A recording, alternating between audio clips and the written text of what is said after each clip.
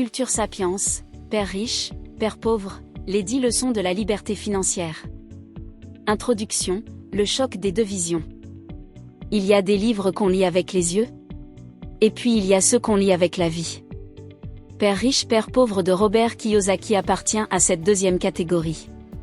C'est un livre simple, direct, mais bouleversant. Un livre qui nous met face à une vérité dérangeante. Ce n'est pas le manque d'argent qui nous limite, c'est notre manière de penser l'argent. Kiyosaki a grandi entre deux pères. L'un, très instruit, titulaire d'un doctorat, croyait au travail stable, au salaire régulier, à la sécurité. C'était le père pauvre. L'autre n'avait pas fait d'études supérieures, mais il comprenait les règles du jeu économique. C'était le père riche. Deux hommes, deux philosophies. Et au milieu, un enfant qui apprend que la réussite ne vient pas de la chance, mais de la manière dont on comprend les règles invisibles de la richesse. Ce livre n'est pas une promesse rapide. C'est une école de conscience financière. Et dans ce voyage, on va découvrir ensemble 10 grandes leçons, 10 clés qui t'apprendront à faire la paix avec l'argent. Et surtout, à en faire un outil de liberté, pas de servitude.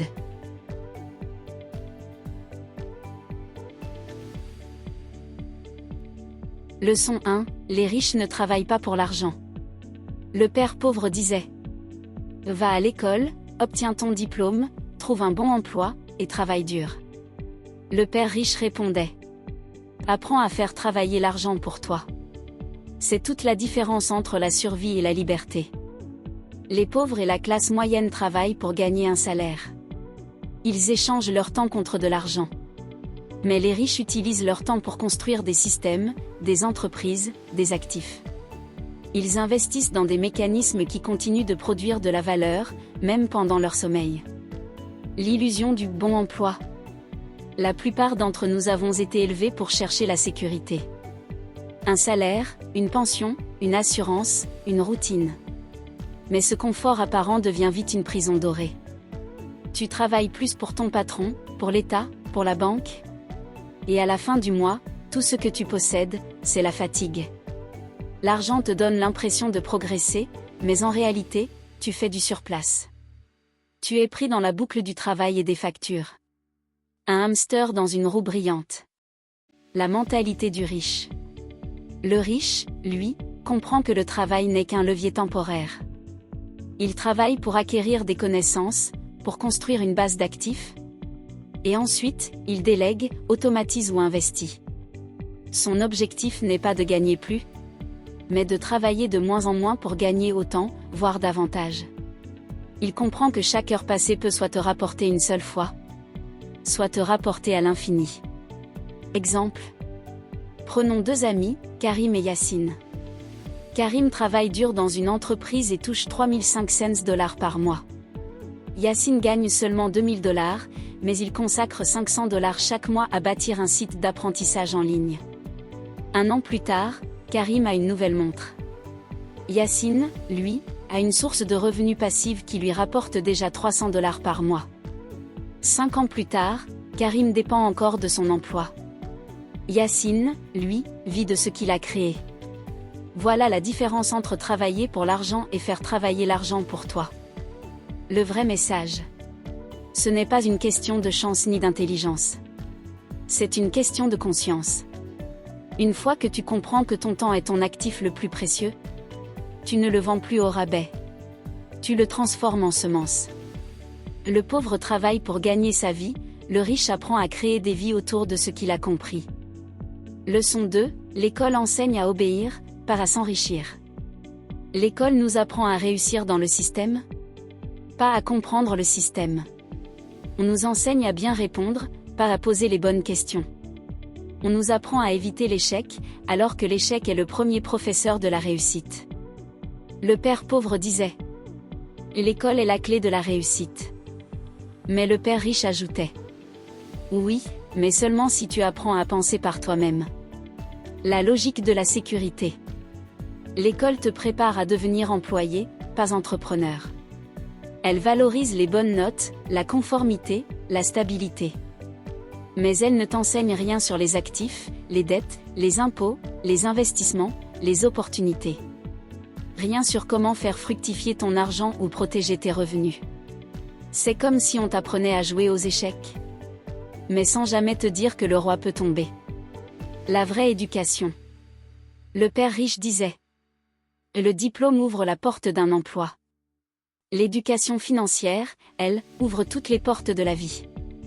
L'éducation financière, ce n'est pas savoir faire des multiplications. C'est comprendre comment circule la valeur. Comment les riches paient moins d'impôts.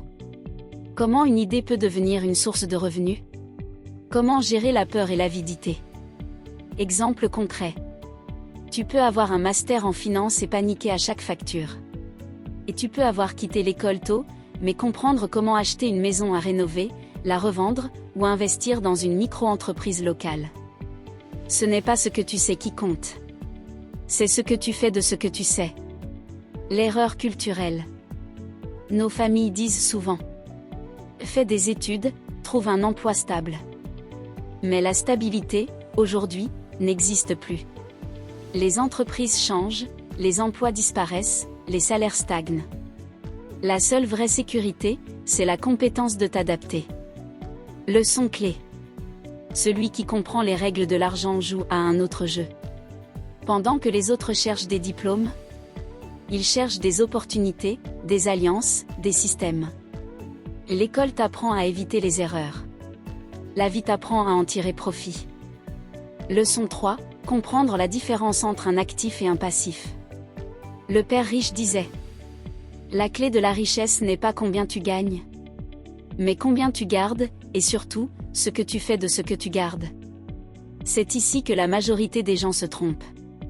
Ils pensent que posséder des biens, c'est être riche. Mais dans la réalité, la plupart accumulent des passifs, pas des actifs. L'actif et le passif, les deux colonnes de ta vie. Un actif, c'est quelque chose qui met de l'argent dans ta poche. Un passif, c'est quelque chose qui en sort. Ce n'est pas plus compliqué que ça. Et pourtant, cette distinction simple sépare les indépendants des dépendants. Les libres des esclaves modernes. Acheter une maison principale? Souvent, c'est un passif, elle t'endette, te coûte en entretien et en taxes. Acheter un petit appartement à louer?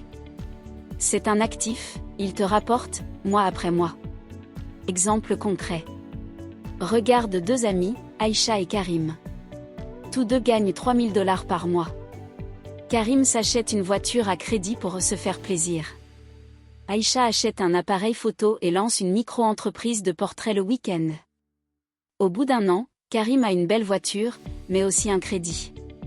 Aïcha, elle, a un revenu additionnel, des clients fidèles et un matériel qui travaille pour elle. Karim consomme ses revenus. Aïcha les convertit en actifs. La fausse richesse. La plupart des gens confondent niveau de vie et liberté financière. Avoir une belle maison, un téléphone dernier cri, un sac de marque. Ne fait pas de toi quelqu'un de riche, cela fait de toi quelqu'un d'endetté. Le riche, lui, construit en silence. Ses actifs ne se voient pas toujours, placement, droit d'auteur, investissement discret, sources automatisées. Il sait que la richesse véritable n'est pas dans le paraître, mais dans le flux d'argent qui travaille pour toi sans te fatiguer. Changer ta manière de penser. Chaque fois que tu gagnes de l'argent, pose-toi une seule question. Est-ce que ce que je vais acheter va me nourrir ou m'appauvrir? Cette phrase simple change une vie. Parce qu'elle te fait passer d'un consommateur à un bâtisseur. Et quand tu commences à bâtir, le temps cesse d'être ton ennemi, il devient ton allié. Leçon 4, la peur de perdre empêche de gagner. Le père pauvre disait. Fais attention. Sois prudent. Ne prends pas de risques. Mais le père riche répondait. Le plus grand risque, c'est de ne jamais en prendre. La peur du risque. La peur de perdre, c'est ce qui enferme la majorité des gens dans une vie médiocre. Ils ont peur d'investir, peur d'échouer, peur d'être jugés. Alors ils choisissent la sécurité. Mais cette sécurité est un mirage. Le salarié croit avoir la stabilité. Jusqu'au jour où il apprend que son poste n'existe plus. Le piège de la peur. Kiyosaki explique que deux émotions contrôlent le monde financier. La peur et le désir. La peur de manquer pousse à travailler dur. Le désir de consommer pousse à dépenser tout ce qu'on gagne. Et ainsi, le cycle recommence. Les gens deviennent esclaves de leurs émotions. Ils ne se lèvent plus par passion, mais par obligation. Ils ne travaillent plus pour apprendre, mais pour payer. Le père riche, lui, enseigne à regarder la peur en face. À la comprendre, à la dompter. Parce qu'elle n'est pas ton ennemi. Elle est ton indicateur de croissance. Exemple inspirant. Un jeune homme voulait lancer une boutique en ligne. Pendant 1 an, il attendait le bon moment. Quand enfin il s'est lancé, il a fait 3 ventes le premier mois. C'était peu, mais c'était le début de son indépendance. Chaque risque pris consciemment, chaque essai, chaque échec maîtrisé, fait grandir ta compétence, ton courage et ta confiance. La vraie leçon. La peur ne disparaît jamais. Mais tu peux apprendre à agir malgré elle. Chaque fois que tu ressens la peur, pose-toi cette question. Et si je le faisais quand même? Parce que le courage, ce n'est pas l'absence de peur. C'est la décision de continuer malgré elle. Ceux qui évitent les erreurs évitent aussi la réussite. Leçon 5, travaille pour apprendre, pas pour gagner. Le père pauvre disait: je veux un emploi bien payé. Le père riche répondait: je veux un emploi qui m'enseigne quelque chose. Le sens du travail. Le vrai objectif du travail, ce n'est pas le salaire. C'est l'apprentissage. C'est ce que tu apprends aujourd'hui qui te permettra d'être libre demain. Si tu travailles uniquement pour l'argent, tu plafonnes vite. Mais si tu travailles pour comprendre un système, pour apprendre une compétence, pour maîtriser un domaine, alors tu construis quelque chose que personne ne pourra jamais t'enlever. Un salaire peut disparaître. Une compétence reste. Les compétences clés. Kiyosaki explique que les riches ne sont pas forcément plus intelligents. Ils ont simplement appris les compétences que l'école ignore. Comment vendre une idée? Comment gérer l'argent? Comment parler d'investissement? Comment créer un réseau? Comment apprendre seul? Ce sont ces compétences qui font la différence. Exemple concret. Une femme quitte un poste bien payé dans une grande entreprise pour travailler dans une petite start-up, pour la moitié du salaire. Mais elle y apprend tout, la vente, la comptabilité, le marketing, la communication. 2 ans plus tard, elle crée sa propre société. Ce qu'elle a appris vaut 1000 fois ce qu'elle a perdu. Erreur fréquente. La plupart des gens refusent les opportunités. Parce qu'elles ne sont pas assez bien payées.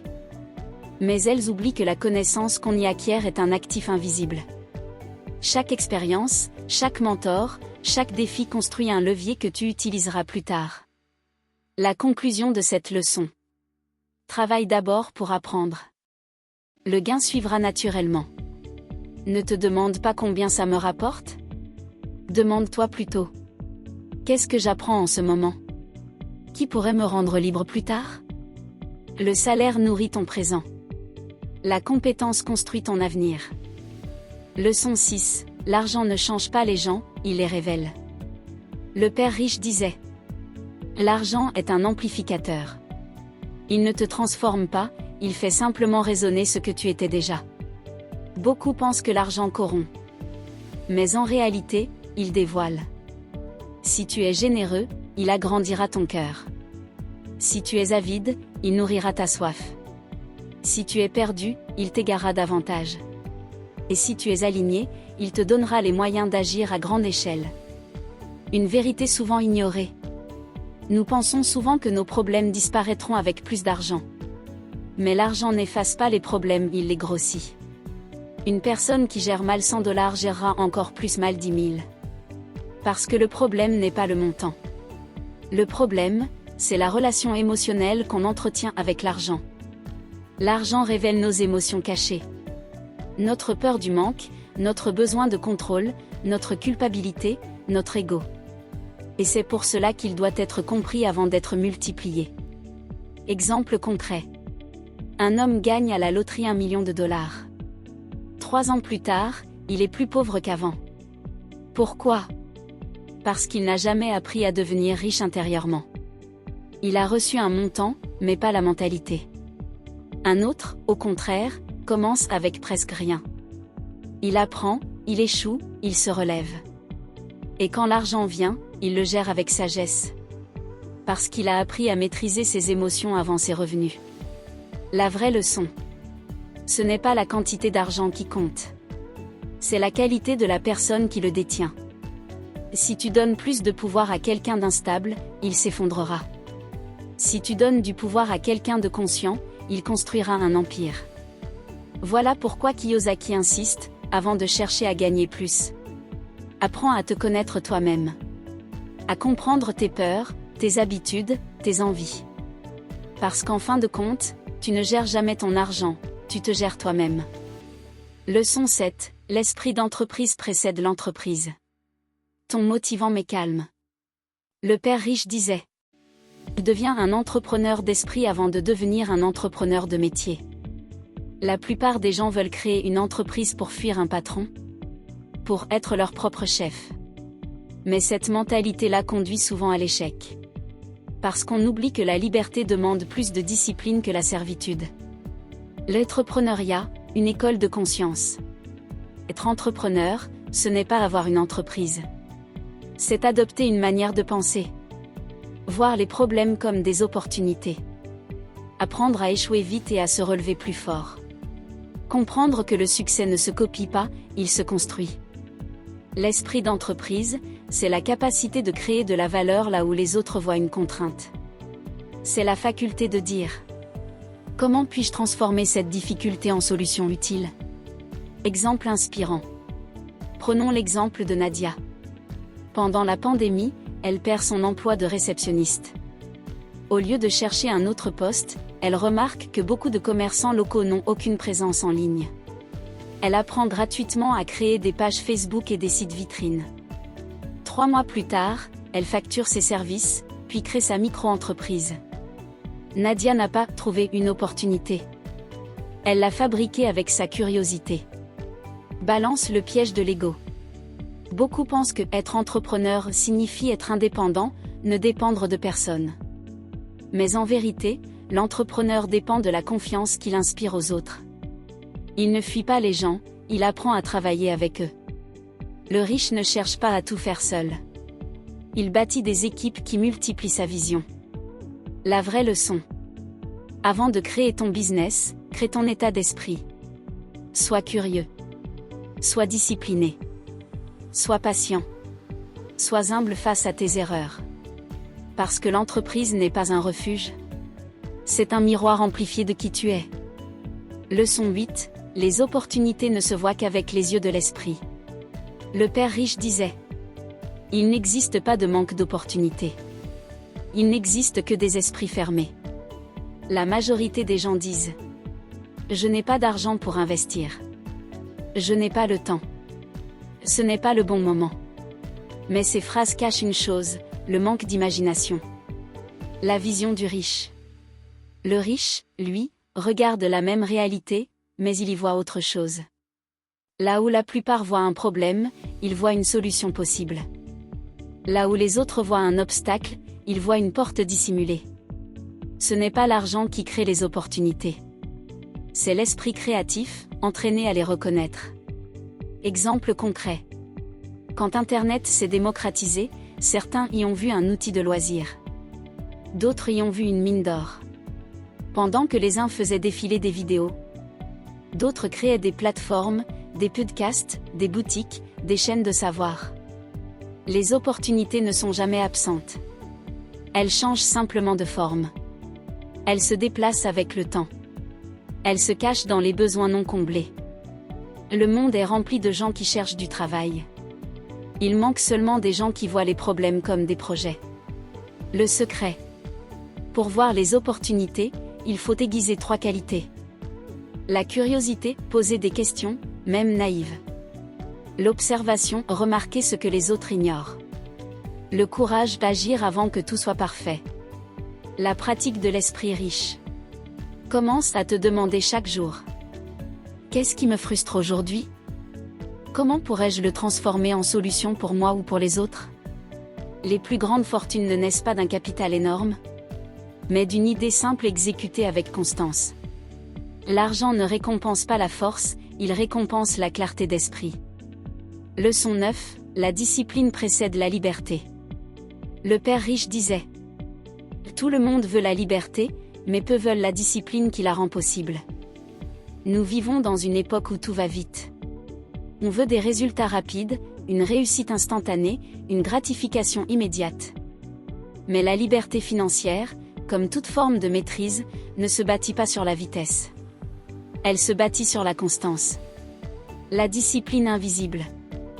Le riche n'est pas celui qui travaille le plus fort, mais celui qui répète les bonnes actions assez longtemps pour que les résultats deviennent inévitables.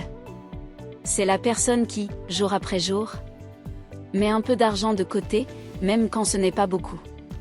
C'est celle qui, chaque semaine, lit 10 pages d'un livre plutôt que 10 posts sur les réseaux. C'est celle qui, chaque matin, se demande: qu'est-ce que je construis aujourd'hui qui me servira demain? Exemple concret. Ahmed et Lila décident tous deux d'investir 100 $ par mois. Ahmed commence aujourd'hui. Lila attend le bon moment, 6 ans plus tard. À 10% de rendement annuel, à 50 ans, Ahmed aura accumulé plus de 200 000 $, tandis que Lila en aura à peine la moitié. La différence? Pas l'intelligence. Pas la chance. La discipline du temps. La fausse liberté. Beaucoup confondent liberté et impulsion. Ils dépensent parce qu'ils le méritent. Ils repoussent leurs projets parce qu'ils ont le temps. Mais cette liberté-là n'est qu'un piège déguisé. La vraie liberté, c'est celle qui vient de l'intérieur. La liberté d'attendre, de choisir, de dire non. L'homme libre n'est pas celui qui fait ce qu'il veut. C'est celui qui ne se laisse pas dominer par ses désirs. La clé. Sois constant dans ce qui te construit. Même un petit pas chaque jour est plus fort que de grands efforts occasionnels. Écris. Apprends. Épargne. Investis. Répète. Et un jour, sans t'en rendre compte, tu te réveilleras libre. La liberté ne se gagne pas d'un coup. Elle se sème à force d'habitudes invisibles. Leçon 10, la pauvreté est avant tout un état d'esprit. Le père riche disait: ce n'est pas le manque d'argent qui rend pauvre. C'est le manque d'audace, de vision et d'espoir. Tu peux tout perdre dans la vie, sauf une chose. Ta capacité à recommencer. La pauvreté du regard. Être pauvre, ce n'est pas manquer d'argent. C'est penser petit. Croire que tout est hors de ta portée. Que ta vie est dictée par les circonstances, les autres, le gouvernement, le destin. Le père pauvre disait souvent: je ne peux pas me le permettre. Mais le père riche disait: comment pourrais-je me le permettre? Une phrase différente, un monde différent. La première ferme l'esprit. La seconde l'ouvre. Exemple inspirant. Kiyosaki raconte qu'enfant, il voulait un vélo neuf. Son père pauvre lui disait: nous n'avons pas les moyens. Son père riche lui demandait: comment pourrais-tu trouver les moyens? C'est cette simple question qui a tout changé. Elle a transformé un enfant passif en penseur actif. Leçon de vie. Tu n'as pas besoin d'avoir plus pour commencer. Tu dois commencer pour avoir plus. La pauvreté, c'est une posture mentale. Celle de celui qui subit. La richesse, c'est une posture de mouvement. Celle de celui qui apprend, qui tente, qui agit, qui recommence. L'argent n'est qu'un reflet. Il brille dans la direction où ton esprit se tourne. Reprogrammation mentale. Si tu veux changer ta situation, commence par changer ton langage intérieur. Remplace. Je ne peux pas par comment puis-je? Je n'ai pas le temps par comment puis-je le créer?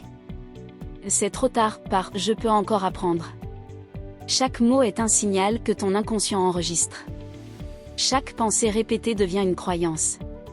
Et chaque croyance, un destin. Le jour où tu crois que c'est possible, l'univers commence déjà à se réorganiser pour toi. Conclusion, la vraie richesse. À la fin de Père riche, Père pauvre, on comprend que ce livre n'a jamais vraiment parlé d'argent. Il parle de liberté intérieure. L'argent n'est qu'un langage. Et apprendre à le parler, c'est apprendre à dialoguer avec la réalité. Le père pauvre pensait que la sécurité venait de l'emploi. Le père riche savait que la sécurité venait de la compétence, de la connaissance et de la conscience. Ce que Kiyosaki nous enseigne vraiment est que la richesse commence dans la tête, pas dans le portefeuille. Que le courage d'essayer vaut mieux que la peur de perdre. Que le temps, bien utilisé, est le seul capital que personne ne peut enlever. Et que le savoir, une fois acquis, se multiplie sans fin. La vérité ultime. Les riches ne sont pas ceux qui possèdent beaucoup, mais ceux qui ont compris qu'ils peuvent créer à partir de peu. Ils ne se plaignent pas des règles du jeu. Ils apprennent à les comprendre, puis à en créer de nouvelles. L'homme libre n'attend pas de permission. Il agit, observe, ajuste, et continue d'avancer. Mot de fin. Tu viens d'écouter Culture Sapiens, la voix des livres et des idées. Si ce voyage t'a inspiré, souviens-toi. La connaissance n'est pas un luxe, c'est une arme silencieuse. Chaque jour où tu apprends, tu gagnes une bataille contre l'ignorance. Abonne-toi, partage, et surtout, apprends à ton tour à faire travailler ton esprit avant ton argent. Parce qu'en vérité, la richesse la plus précieuse, c'est la conscience.